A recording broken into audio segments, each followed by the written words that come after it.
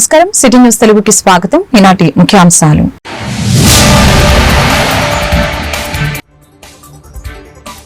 CM Chandrababu అధ్యక్షతన రాష్ట్ర మంత్రి మండలి సమావేశం.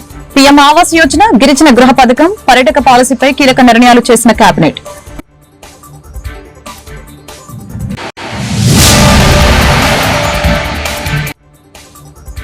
జగన్ అధ్యక్షతన బుధవారం వైసీపీ రాష్ట్ర స్థాయి సమావేశం. ప్రభుత్వ వైఫల్యాలు, ప్రజా పోరాటాలు, పార్టీ బలోపేతంపై చర్చించే అవకాశం.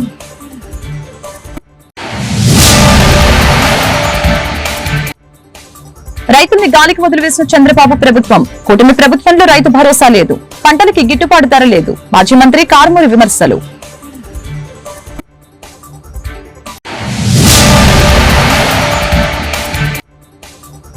గుంటూరులో ఘనంగా ప్రపంచ విభిన్న ప్రతిభావంతుల దినోత్సవ వేడుకలు. దివ్యాంగులు ఆత్మవిశ్వాసంతో ముందుకు సాగాలని కలెక్టర్ నాగలక్ష్మి, ఎమ్మెల్యే మాధవి సూచన.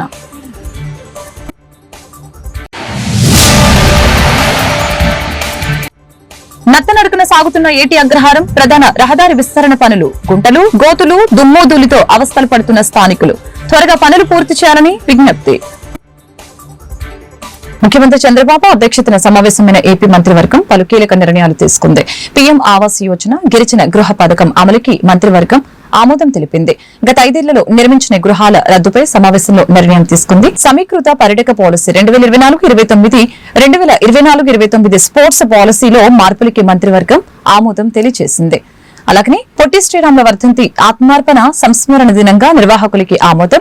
ఐటీ గ్లోబల్ సెంటర్స్ పాలసీ 4.0కి ఆమోదం. ఏపీ టెక్స్టైల్స్ గార్మెంట్ పాలసీకి ఆమోదం. ఏపీ మారిటైమ్ పాలసీకి కేబినెట్ ఆమోదం. పులివెందన ఉద్యానం డోన్ తాగునీటి ప్రాజెక్టుని ఆమోదం తెలిపింది. ఇదిలా ఉంటే కేబినెట్ సమావేశంలో పలు అంశాలకి సీఎం చంద్రబాబు అసంతృప్తి వ్యక్తం చేశారు. ప్రాజెక్టుని రాష్ట్రం సద్వినియోగం చేసుకోవట్లేదని ఢిల్లీలోనూ ప్రచారం జరుగుతుందని ఈ సందర్భంగా డిప్యూటీ సీఎం పవన్ అన్నారు. బ్యూరోక్రసీ జాప్యంతో పథకం సద్వినియోగం కాకుండా లేదని సీఎం అసహనం వ్యక్తం చేశారు.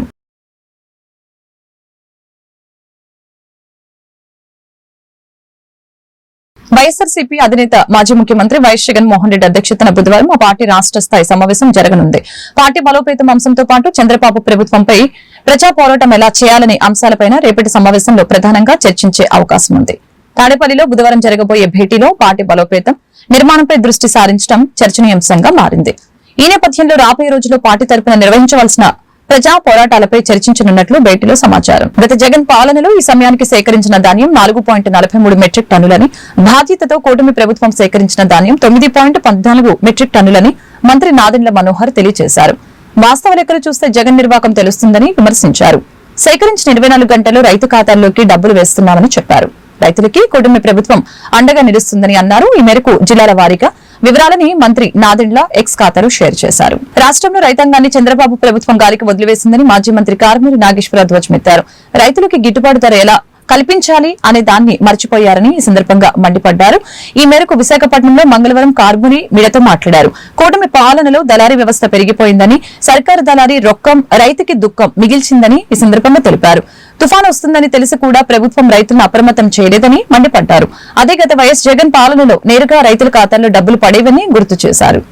రంగు మారిన ధాన్యం, మొలకెత్తిన ధాన్యం, ముక్కైపోతున్న ధాన్యాన్ని కూడా దగ్గరుండి రైతుకి నష్టం లేకుండా మరి మిల్లర్స్ తో మాట్లాడి ప్రతి ఒక్కటి కూడా ప్రభుత్వం చర్యలు తీసుకుని రైతుకి ఇబ్బంది లేకుండా చేసిన ఘనత గత ప్రభుత్వం జగన్మోహన్ రెడ్డి గారికి దక్కుద్ది.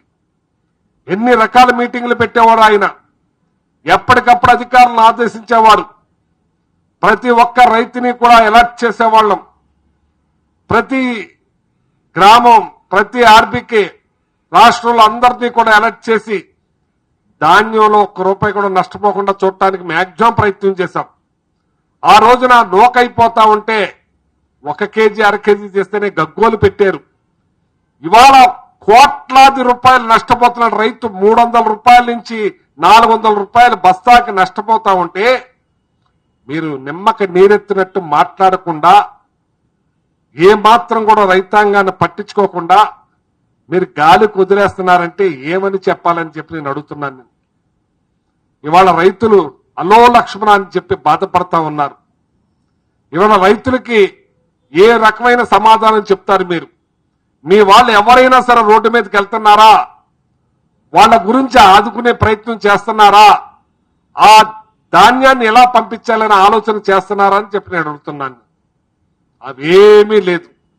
ఇంత పెద్ద ఉపద్రవం వస్తుంటే, తుఫాన్ వస్తుందని 4 నెలల ముందే మీకు తెలుసున్నా ఏ మాత్రం కూడా పట్టించుకోకుండా గాలి వదిలేసారే.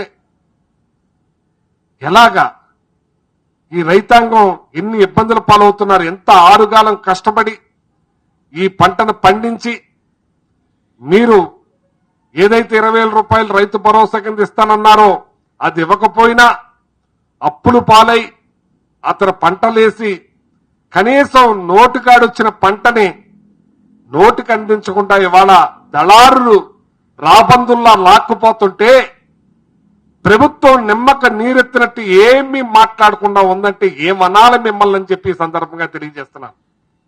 మిమ్మల్ని నమ్మారు, మిమ్మల్ని నమ్మి ఓటేశారు. మీరు ఎన్నో మాటలు చెప్పారు. ల్యాండ్ టైటిలింగ్ యాక్ట్ అని చెప్పారు, మోసపూరితమైన మాటలు చెప్పారు. జగన్మోహన్ రెడ్డి గారు ల్యాండ్ అని తాకట్టు పెట్టేస్తారని చెప్పారు. అన్ని అబద్దాలు చెప్పి రైతులకు మేలు చేస్తాం, మంచి చేస్తామని చెప్పి ఇవాళ కనీసం రైతులు ఊసెత్తకుండా, మరి ముఖ్యమంత్రి గారు ఇప్పటికైనా సరే ఒక మీటింగ్ కూడా పెట్టలేదే, 4 రోజుల్లో తుఫాన్ వస్తుంది కదా అని చెప్పి ఆలోచన కూడా చేయలేదే, ఏమని నేను అడుగుతా ఉన్నాను. నేను ఇవాళ రైతులు ఎక్కడ చూసినా ఇవాళ ఈస్ట్ గోదావరి కానీ, ఉమ్మడి పశ్చిమ గోదావరి కానీ, ఉమ్మడి కృష్ణా జిల్లా కానీ కిలోమీటర్ల లెక్క ప్రపంచ విభిన్న ప్రతిభావంతుల దినోత్సవ వేడుకల్ని గుంటూరులో ఘనంగా నిర్వహించారు. నగరంలోని ఎన్టీఆర్ మున్సిపల్ క్రీడా ప్రాంగణంలో ఏర్పాటు చేసిన కార్యక్రమంలో కలెక్టర్ నాగలక్ష్మి, గుంటూరు పశ్చిమ ఎమ్మెల్యే గల్లా మాధవి, రాష్ట గ్రంథాలయ సంస్థ చైర్మన్ గోనగుంట్ల కోటేశ్వరరావు ముఖ్య అతిథిగా పాల్గొన్నారు. ఇందులో భాగంగా విభిన్న ప్రతిభావంతులకి పలు క్రీడా పోటీల్ని నిర్వహించారు. క్రీడలు, సాంస్కృతిక కార్యక్రమాల్లో విభిన్న ప్రతిభావంతులు ఎంతో ఉత్సాహంగా పాల్గొని తమ ప్రతిభను చూపడం పట్ల ప్రశంసలు వెల్లువెత్తాయి. ఈ సందర్భంగా కలెక్టర్, ఎమ్మెల్యే మాట్లాడారు. శారీరకంగా వికలాంగులు అయినప్పటికీ కూడా ఆత్మవిశ్వాసంతో ముందుకు సాగాలని ఈ సందర్భంగా పిలుపునిచ్చారు. అదేవిధంగా తెలుగుదేశం పార్టీ దశాబ్దాల కాలం నుంచి విభిన్న ప్రతిభావంతులకు అండగా ఉండటం జరుగుతుందని కోటేశ్వరరావు తెలియజేశారు. రాష్ట గ్రంథాలయ సంస్థ చైర్మన్ పదవి తనకివ్వటమే ఇందుకు నిదర్శనమని చెప్పారు. దివ్యాంగుల సంక్షేమం, అభివృద్ది కోసం నిరంతరం పనిచేస్తామని అన్నారు.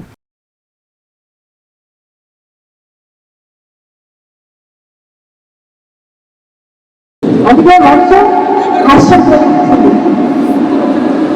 స్టీఫెన్ హాకింగ్ లాగా, నిక్ లాగా, బాలలత గారి లాగా, పూర్ణచంద్రారెడ్డి గారి లాగా, సంగమేళ్ళ ఓఎస్ గవర్నమెంట్ ఎంప్లాయీస్ అసోసియేషన్ అధ్యక్షులు శ్రీ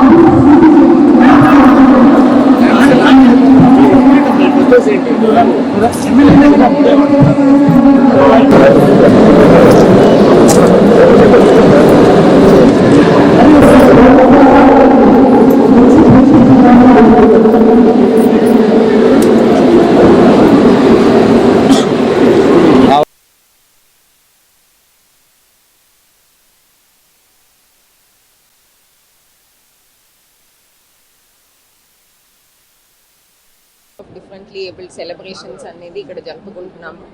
ఇక్కడ మనకి మన స్కూల్స్లో, తర్వాత బయట ఎన్జిఓస్ నుంచి, స్వచ్ఛంద సంస్థల నుంచి ఎవరైతే ఈ పిల్లల కోసం పనిచేస్తున్నారో వాళ్ళందరూ కూడా ఇవాళ ఇక్కడ గ్యాదర్ అవ్వడం జరిగింది. పిల్లలు కూడా చాలా పెద్ద ఎత్తున డిఫరెంట్లీ ఏబుల్ చిల్డ్రన్ చాలా మంది కూడా ఇవాళ ఇక్కడికి రావడం జరిగింది. దీంతో పాటు మనకి ఎమ్మెల్యే గారు కానీ, చైర్పర్సన్ గారు కానీ, తర్వాత ఇక్కడ ఉన్న అసోసియేషన్స్ ఎవరైతే వాళ్ళని రిప్రజెంట్ చేస్తున్నారో వాళ్ళ మెంబర్స్ అందరూ కూడా ఇక్కడ ఇవాళ ఈ ప్రోగ్రామ్ కోసం గ్యాదర్ అయి ఉన్నాము. మనకి ప్రతిభావంతులు సంబంధించి చూసినట్లయితే ప్రభుత్వము చిన్నపిల్లలకి ఫస్ట్ పుట్టినప్పటి నుంచే మనం ఇప్పుడు NCD-3 అని స్క్రీనింగ్ కార్యక్రమం అనేది మొదలు పెట్టడం జరిగింది. సో ఈ స్క్రీనింగ్ కార్యక్రమం ద్వారా పిల్లలకి ఏమన్నా డిఫెక్ట్స్ కానీ, డిఫిషియన్సీ కానీ, డెవలప్మెంట్ డిలే కానీ ఏదైనా ఉంటే ఐడెంటిఫై చేసి వాళ్ళకి అప్పుడే దాన్ని కరెక్ట్గా ఇంటగ్రేట్ అయ్యి సొసైటీలోని అందవారు కూడా కలిసి ఉండాలి అండ్ వాళ్ళ ఎబిలిటీస్, వాళ్ళ టాలెంట్ని కూడా మనం గుర్తించుకొని ముందుకెళ్ళాలనే ఉద్దేశంతో ఈ దినోత్సవం చేస్తున్నాము. ఇవాళ వాళ్ళ కోసం హెల్ప్ చేస్తున్న, అలా పిల్లలకి హెల్ప్ చేస్తున్న అసోసియేషన్స్కి, వాళ్ళ ఫ్యామిలీ మెంబర్స్కి అందరికీ కూడా ధన్యవాదాలు కూడా తెలుపుకుంటూ సెలవు తీసుకుంటాం. రోజు వరల్డ్స్ డిసెబిలిటీ డేని జరుపుకుంటున్న క్రమంలో గుంటూరులో ఎన్టీఆర్ స్టేడియంలో పెద్ద ఎత్తున డిసేబుల్డ్ చిల్డ్రన్ అందరితో కలిసి ఒక కార్యక్రమం చేసుకోవడం జరిగింది.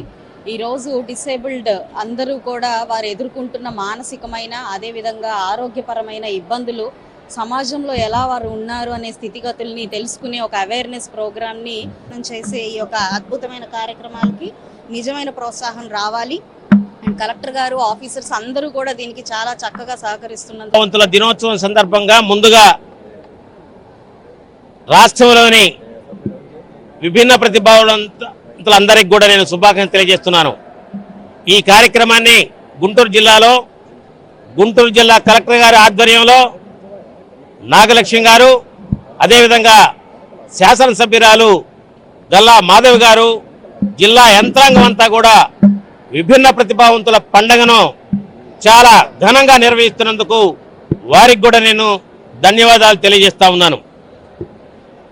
రాష్ట్రంలోని దివ్యాంగులు కూడా సమాజంలో భాగము, వారిని కష్టాలను తెలుసుకొని రాష్ట్ర ముఖ్యమంత్రి చంద్రబాబు నాయుడు గారు వారికి అనేక సంక్షేమ కార్యక్రమాలు, గతంలో వారు ముఖ్యమంత్రిగా ఉన్నప్పుడు ఏదైతే సంక్షేమ కార్యక్రమాలు కొనసాగించారో వాటన్నిటిని కూడా పునరుద్ధరిస్తూ, అదేవిధంగా గత 5 గుంటూరులో రోడ్ల విస్తరణ పనులు నత్తనడుకున కొనసాగుతూ ఉన్నాయి. గత 2 ఏళ్ల క్రితం ప్రారంభించిన ఏటి అగ్రహారం ప్రధాన రహదారి విస్తరణ పనులు నేటికి ఓ కొలిక్కి రాలేదు.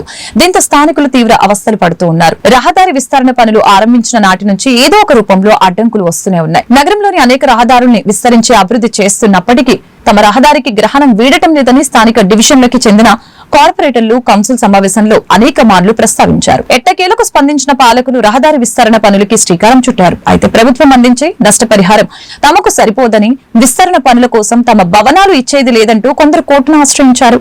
కానీ ఎవరో కొందరు అడ్డుపడుతున్నారన్న కారణంగా రహదారి విస్తరణ పనులు ఆపకూడదంటూ నగరపాలక సంస్థ ముందడుగు వేసింది. పనులు కొంతమేర జరిగిన అనంతరం సాధారణ ఎన్నికలు రానే వచ్చాయి. దీంతో రహదారి విస్తరణ పనులు కొన్ని నెలల పాటు నిలిచిపోయాయి. అర్ధాంతరంగా నిలిచిపోయిన పనుల కారణంగా వాహన చోదకులు, స్థానిక ప్రజలు తీవ్ర ఇక్కట్లు పడుతున్నారు. ప్రత్యేకించి అనేక స్కూల్స్ కూడా ఆ ప్రాంతంలో ఉండటంతో అటుగా రాకపోకలు సాగించేందుకు విద్యార్థులు నిత్యం అవస్థలు పడుతూనే ఉన్నారు. కొత్త ప్రభుత్వం ఏర్పాటయ్యాక స్థానిక ఎమ్మెల్యే గల్లా మాధవి, కమిషనర్ శ్రీనివాసులు రహదారి విస్తరణ పనుల్ని పర్యవేక్షించారు. స్థానిక ప్రజలు, వాహన చోదకులు ఇబ్బందుల్ని గమనించి పాలకులు పనుల్ని వెంటనే పూర్తి చేయాలని అటు అధికారుల్ని, ఇటు కాంట్రాక్టర్లని ఆదేశించారు. అయితే విస్తరణ పనులు డిజైన్ లోని అనేక లోపాలు ఉన్నాయి. అనేక మలుపులతో రహదారి విస్తరణ చేయటం, కల్వర్టులు, సెంట్రల్ డివైడర్లు నిబంధనలకు విరుద్ధంగా సాగుతూ ఉన్నాయని స్థానిక కార్పొరేటర్లు, ప్రజలు ఆరోపిస్తున్నారు. నెలలు, సంవత్సరాలు తరబడి పనులు సాగుతూ ఉండటంతో గుంతలు, గోతులు, దుమ్ము ధూళితో ప్రజలు అల్లాడిపోతున్నారు. తరచూ ప్రమాదాలు కూడా జరుగుతూ ఉండటంతో వాహన చోదకులు అటుగా వెళ్లాలంటేనే హడలెత్తిపోతున్నారు. పాలకులు ఇప్పటికైనా స్పందించి పెండింగ్ లో ఉన్న ప్రధాన రహదారి విస్తరణ పనుల్ని త్వరితగతిన పూర్తి చేయాలని కోరుతున్నారు. ఏముందండి, నా 2 సంవత్సరాల నుంచి మొదలుపెట్టి రోడ్డు విస్తరణ పనులు అని చెప్పి 2 సంవత్సరాలు అవుతుంది సార్. ఇవాళ వాన పడింది కాబట్టి అట్లా ఉంది. రోజు దుమ్ము ధూళికి ఎంతో మంది హాస్పిటలైజ్ అవుతున్నారు. పట్టించుకునే నాదుడే లేదు. అసలు ఈ రోడ్లో ఎందుకు మేము ఇల్లు కొన్నామా అనిపిస్తుందండి. ఈ దుమ్ము, ఈ గుంతలమయము, చాలా ఇబ్బందులు, చాలా అసలు గుంటూరులో ఎవరికి లేని ఇబ్బందులు ఈ రోడ్లో ఉన్నాయండి. ఏ అధికారి, కమిషనర్ గారికి కానీ సంబంధిత అధికారులకు తెలియజేసిన చేస్తున్నామండి, చూస్తున్నామండి అంటున్నారు కానీ సత్వరం వేగంగా పనులు చేయట్లేదండి. ఏదో నత్తనడకన సాగుతున్నాయి పనులు. కొంతమందికి బాండ్లు ఇవ్వలేదు, డబ్బులు ఇవ్వలేదు. ఇక్కడి నుంచి ఈ ఏరియాలో వాళ్ళకేమో అసలు విస్తరణ చేయలేదండి. ఇక్కడ నుంచి జరిగింది కానీ విస్తరణ ఇటు పక్క జరగలేదు. పనులు మధ్యలోనే పనులు నత్తనాటకం జరుగుతుంది. జనాలు చాలా తీవ్రమైన ఇబ్బందులు పడుతున్నారండి. దయచేసి మున్సిపల్ కమిషనర్ గారు ఈ రోడ్డు మీద ఎందుకని 7 సంవత్సరాలు అవుతుంది ఏర్తా ఇంతవరకు పోలేదు. మధ్యలో ఉన్నాయి పనులు, మధ్యలో 4 లేని కానీ చుట్టుకుంటూ దాకేశారు. ఇటు అసలు అడిగి మట్టి పోసిన వాళ్ళు కూడా లేరు. గుంతలు ఉన్నాయా? కొంచెం నడువులు పోతున్నాయి. నీకు ఇబ్బందా? మాకు ఇబ్బంది ఏంటి, ఆటోలు లేవలేని అమ్మాయి ఎక్కడ అంత ఇబ్బంది ఉందా? బండి దెబ్బతింటదా? బళ్ళు దెబ్బతింటున్నాయి. బైకులు పడుతున్నారు. ఆడవాళ్ళు కూడా నైట్ ముసలి బండి వేసుకొని పోతున్నారు, కింద పడుతున్నారు. బాగా దెబ్బలు, బాగా ఇబ్బంది ఉంది. ఎప్పుడు స్టార్ట్ చేశారు ఇది? 7 సంవత్సరాలు అవుతుంది. ఇప్పుడు వరకు కావాలా? ఎందుకని ఏం చదువుతున్నారు? 2 నెలలు అయిపోయి 2 నెలలు మొన్న అడవుడు చేశారు, మళ్ళీ ఆపేశారు.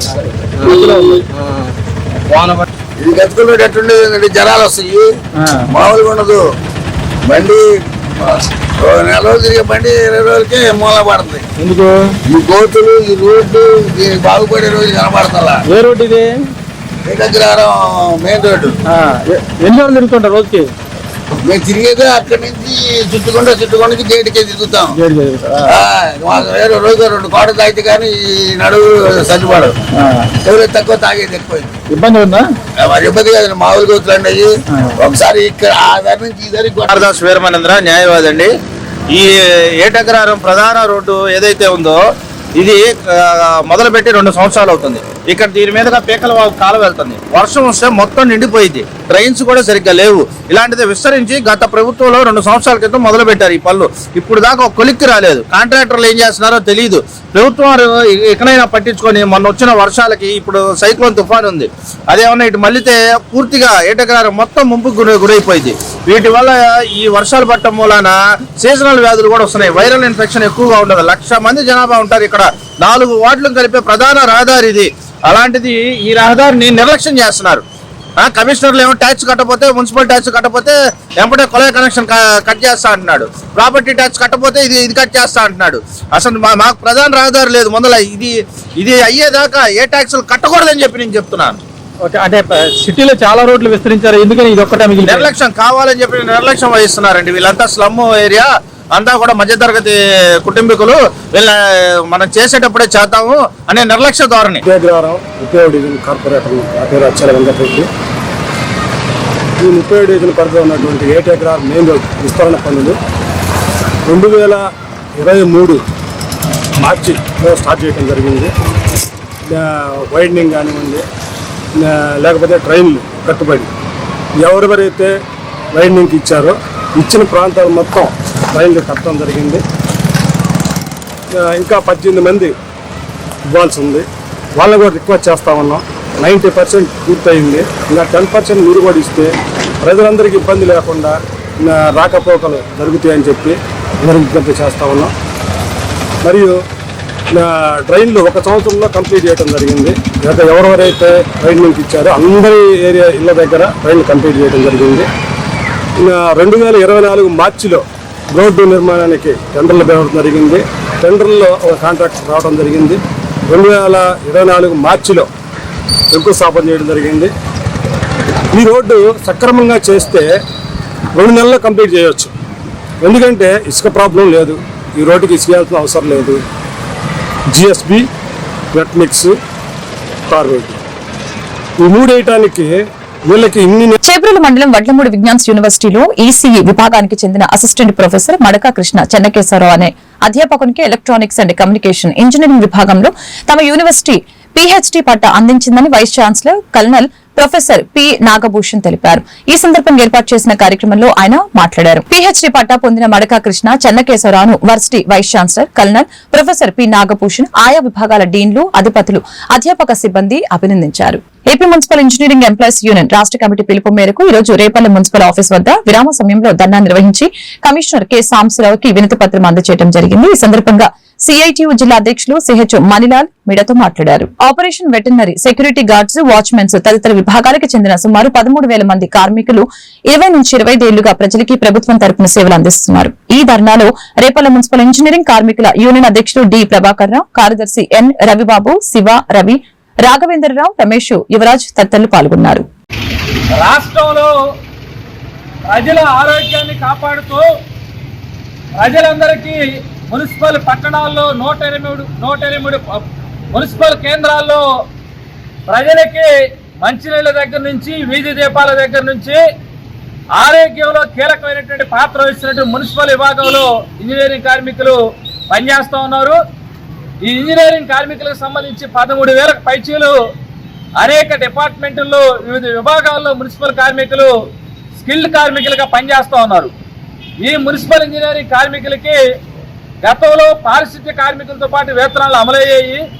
ఈ వేతనాలు ఇప్పుడు పారిశుద్ధ్య కార్మికులకు ఒక అడుగు ముందుకు వచ్చి వేతనాలు పెంపుదల చేసినప్పటికీ ఆ రకమైన వేతనాలు కూడా ప్రభుత్వాలు అమలు చేయడానికి సిద్ధపడతలేదు. మున్సిపల్ ఇంజనీరింగ్ కార్మికులు స్కిల్డ్ ఉద్యోగులు అయినప్పుడు కూడా అనేక దశాబ్దాల నుంచి మేము వేతనాలు పెంపుదల చేస్తాము, స్కిల్డ్ వేతనాలు ఇస్తామని చెప్పేసి ఇప్పటి ప్రభుత్వాలు, గత ప్రభుత్వాలు, అంతకుముందు ఉన్నటువంటి అనేక హామీలు ఇస్తూ ఉన్నారు. ఈ సందర్భంగా మున్సిపల్ కార్మికులు సమ్మె చేసిన నేపథ్యంలో రాతపూర్వకమైన ఒప్పందాన్ని ప్రభుత్వ అధికారులు చేసుకునే పరిస్థితి ఉంది. ఈ ప్రభుత్వం వచ్చిన తర్వాత సంబంధిత శాఖ మంత్రిని, సంబంధిత ప్రిన్సిపల్ సెక్రటరీ గారిని స్కిల్డ్ వేతనాలు ఏవైతే దీనికి సంబంధించిన దాన్ని ప్రభుత్వం చేయాలనే దాని మీద మున్సిపల్ ఇంజనీరింగ్ కార్మికులుగా కలవటం జరిగింది. ప్రభుత్వాలు మేము ఆలోచిస్తున్నాము, అధ్యయన కమిటీ ఇచ్చిన వాటిని కూడా మేము పరిగణలో తీసుకుని వాటి వేతనాలు పెంపుదల చర్యలు తీసుకుంటాము, అట్లనే అర్హులైనటువంటి వాళ్ళని పర్మనెంట్ చేస్తామని చెప్పేసి హామీలు ఇస్తూ ఉన్నారు. కానీ ఎక్కడా ఒక్క అడుగు కూడా ముందు పడతలేదు. ఆ నేపథ్యంలో పోయిన మాసంలో 10వ తారీఖు నాడు రాష్ట్ర వ్యాప్తంగా మున్సిపల్ ఇంజనీరింగ్ కార్మికుల సదస్సు నిర్వహించుకుని మొన్న కౌన్సిల్ సమావేశాలకు ముందుగా మొత్తం అన్ని చోట్ల ప్రజాప్రతినిధులుగా ఉన్నటువంటి వాళ్ళకి, అట్లనే మున్సిపల్ పురపాలక సంఘాల్లో రాయబారాలు ఇవ్వాలి, మా సమస్యలు తెలియజేయాలనే దానికోసం ఆ రకంగా రాయబారాలు లెటర్లు ఇచ్చాం. అప్పటికీ పరిష్కారం చేయని నేపథ్యంలో డిసెంబర్ 2, 3 తేదీల్లో రాష్ట్రంలో అన్ని మున్సిపల్ పట్టణాల్లో కూడా మున్సిపల్ ఇంజనీరింగ్ కార్మికులుగా మున్సిపల్ కార్యాలయాల దగ్గర ఆందోళన చేయాలని పిలుపునివ్వడం జరిగింది. దానిలో భాగంగా ఇక్కడ ఉన్నటువంటి పరిమితమైన సంఖ్య అయినప్పుడు కూడా నిరసన తెలియజేస్తున్నాం.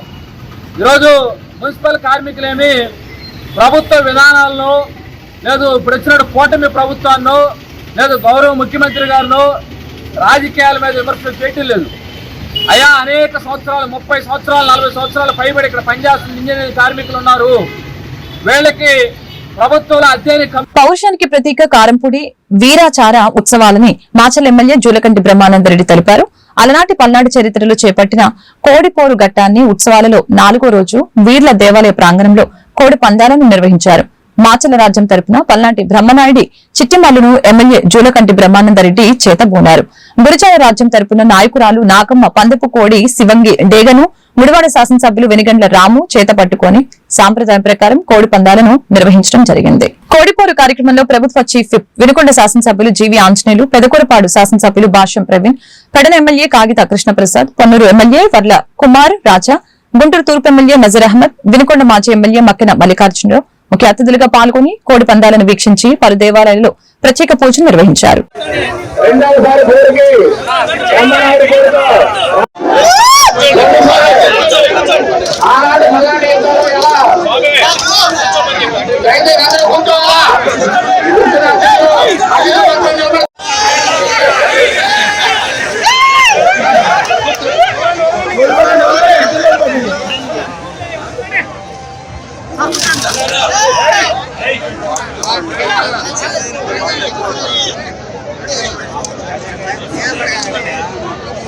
ప్రపంచంలో ఎక్కడా కూడా 2 చోట్ల అని చెప్పి చాలా మంది చెప్తా ఉంటారు.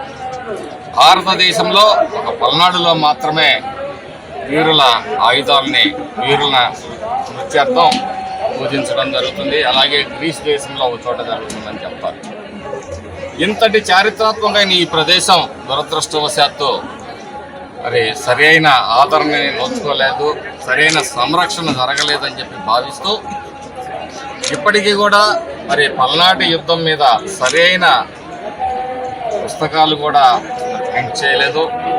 నిన్న గౌరవ ఎమ్మెల్సీ గారు డొక్కా మాణిక్యవర ప్రసాద్ గారు మన ప్రాంత వాసులు వారు కూడా సూచించడం జరిగింది.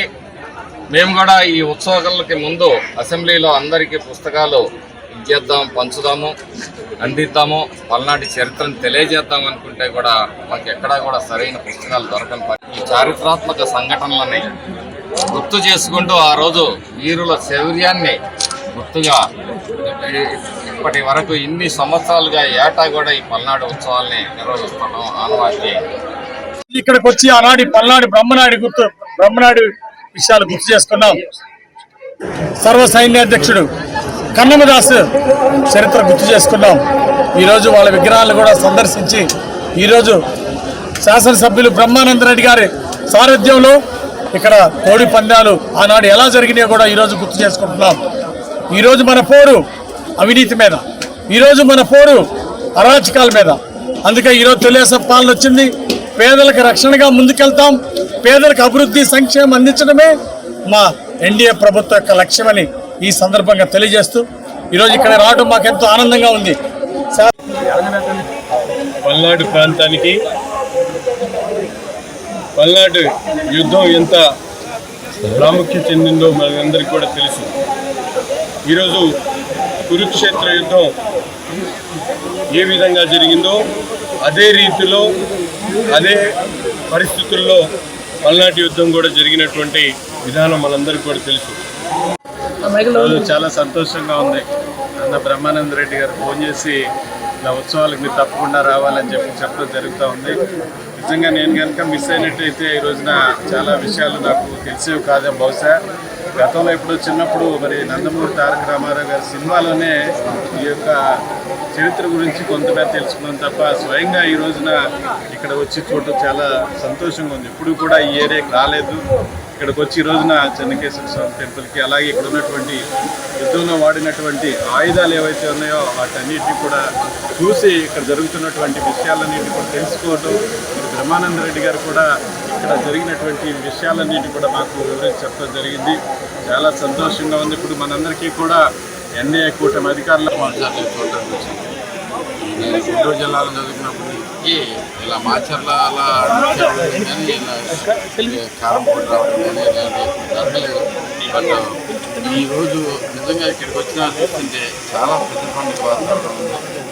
ఇది చాలా అంటే ఒక చరిత్ర ఇక్కడ క్లియర్గా కనపడతా ఉంది. ఎంతసేపు మనకి 1200 ప్రాంతంలో జరిగిన చరిత్ర అంటే సహజంగా కనుమరుగైపోయి ఉంటుంది, మనకి ఏమీ కనపడదు.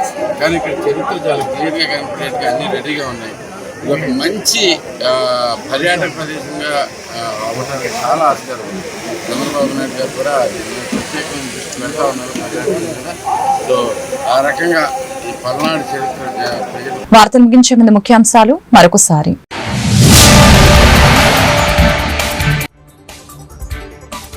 సీఎం చంద్రబాబు అధ్యక్షతన రాష్ట్ర మంత్రి మండలి సమావేశం.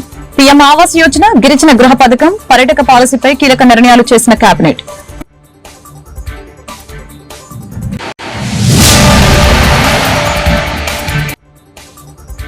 జగన్ అధ్యక్షతన బుధవారం వైసీపీ రాష్ట్ర స్థాయి సమావేశం. ప్రభుత్వ వైఫల్యాలు, ప్రజా పోరాటాలు, పార్టీ బలోపేతంపై చర్చించే అవకాశం.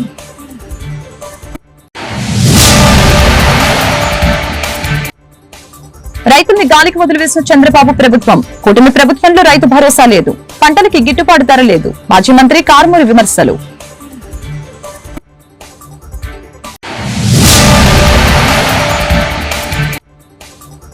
గుంటూరులో ఘనంగా ప్రపంచ విభిన్న ప్రతిభావంతుల దినోత్సవ వేడుకలు.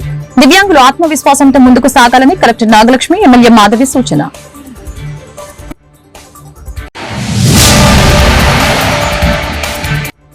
నత్తనడుకున సాగుతున్న ఏటి అగ్రహారం, ప్రధాన రహదారి విస్తరణ పనులు. గుంటలు, గోతులు, దుమ్మోదూలితో అవస్థలు పడుతున్న స్థానికులు. త్వరగా పనులు పూర్తి చేయాలని విజ్ఞప్తి. ఈ వార్తలు ఇంతటితో సమాప్తం. మరొక బులెటిన్ మళ్ళీ కలుద్దాం. నమస్కారం.